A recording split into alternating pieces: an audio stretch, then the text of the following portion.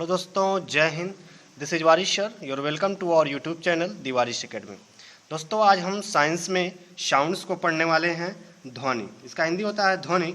यहाँ से सभी परीक्षाओं में प्रश्न बनते हैं, तो हम इसको देखेंगे। प्रीवियस ईयर के जितने भी प्रश्न ध्वनि से बने हुए हैं, उन सभी प्रश्नों को हम यहाँ पर कलेक्ट करके आपको 10 से 15 महत्वपूर्ण प्रश्नों को बताएंगे। पहला प्रश्न है दोस्तों, कौन सी तरंगें शून्य में संचारण नहीं कर सकती? तो ये कौन सी तरंगें होती हैं, उसे ध्वनि कहते हैं। जो ध्वनि होता है ये शून्य में संचारण नहीं कर सकती हैं। शून्य का मतलब कि निर्वात में ध्वनि जो है नहीं चल सकता है। ध्वनि हमेशा ठोस, द्रव और गैस में ही संचरण कर सकता है। ठीक है। अगला प्रश्न है, वायु में ध्वनि का वेग लगभग कितना होता है? यानी कि वायु में ध्वनि किस जो है वेग से चलता है? तो ये 330 मीटर प्रति सेकंड के लगभग जो है वेग से ये वायु में संचरण करता है ध्वनि। ठीक है। अगला प्रश्न दोस्तों, ध्वनि के वेग का मान सबसे कम किस माध्यम में होता है? सबसे कम होता है, अर्थात सबसे कम कौन से माध्यम में होता है? ठोस, द्रव, गैस में। तो सबसे कम जो है ध्वनि का वेग गैस में होता है दोस्तों। किस में होता है? गैस में होता है। आगे देखेंगे, ध्वनि के वेग का मान सबसे अधिक किस में होता है? हमने सबसे कम पढ़ा, तो सबसे अधिक भी पूछा हुआ है, तो ठोस में। ठोस में ध्वनि का वेग सबसे अधिक होता है। ठीक है। अगला दोस्तों, ध्वनि की तीव्रता का मात्रक है। तो ध्वनि की तीव्रता का मात्रक क्या है? डेसिबल है। ध्वनि को हमेशा हम किस में मापते हैं? डेसिबल में मापते हैं दोस्तों। ठीक है। ये बहुत ही इंपॉर्टेंट प्रश्न है दोस्तों, आप इन सभी को अपने नोट्स में लिखते चलिए। ध्वनि का तारत्व, या इसको इंग्लिश में कहते हैं पिच। तो ध्वनि का तारत्व किस पर निर्भर करता है?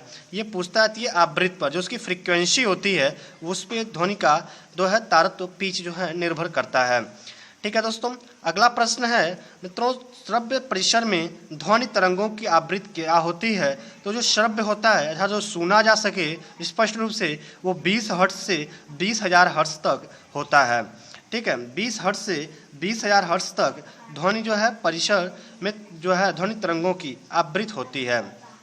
अगला है दोस्तों, अश्रव्य ध्वनि तरंगों की आवृत्ति होती है।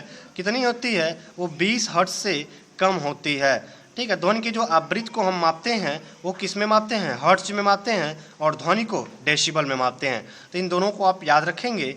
अगला है, प्राश्रव्य ध्वनि जो होता है उसकी तरंग की आवृत्ति क्या होती है? तो दोस्तों, प्राश्रव्य ध्वनि 20,000 हर्ट्ज से ज़्यादा की जो ध्वनियाँ होती हैं वो प्राश्रव्य ध्वनि की तरंग होती है। नेक्स्ट देखेंगे,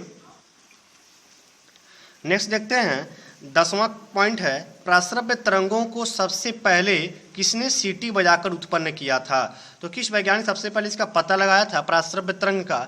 तो ये गाल्टन महोदय ने पता लगाया था। और कैसे? सीटी बजाकर इन्होंने पता लगाया था। अगला है, शिकार परभक्षियों या बाधाओं का पता लगाने के लिए चमगादड़ या डॉल्फिन किस परिघटना का प्रयोग करते हैं? अब जानते हैं चमगादड़ या डॉल्फिन मछली जो पानी में होती है, ये जब अपना शिकार करते हैं तो किस जो है घटना का, मतलब किस जो है युक्ति का सहारा लेते हैं? तो ये प्रतिध्वनि का निर्धारण करते हैं। और प्रतिध्वनि से, जैसे ही जब कोई मछली या कोई भी पक्षी जब आती है शिकार, तो उसके प्रतिध्वनि से ये अपना शिकार का पता लगा लेते हैं। ठीक है। तो प्रतिध्वनि का निर्धारण से। अगला है, डॉपलर प्रभाव किससे संबंधित है? तो ये ध्वनि से संबंधित है। ठीक है। ये प्रश्न बहुत ही इंपॉर्टेंट है दोस्तों। अगला है कि पास आती रेलगाड़ी की सीटी की आवृत्ति या तीव्रता बढ़ जाती है, क्या कारण है? जैसे ही कोई रेलगाड़ी हमारे पास आती है तो उसकी अचानक उसकी आवाज़ या आवृत्ति बहुत तेज हो जाती है, तो ये डॉपलर प्रभाव के कारण ही ऐसा होता है। ठीक है।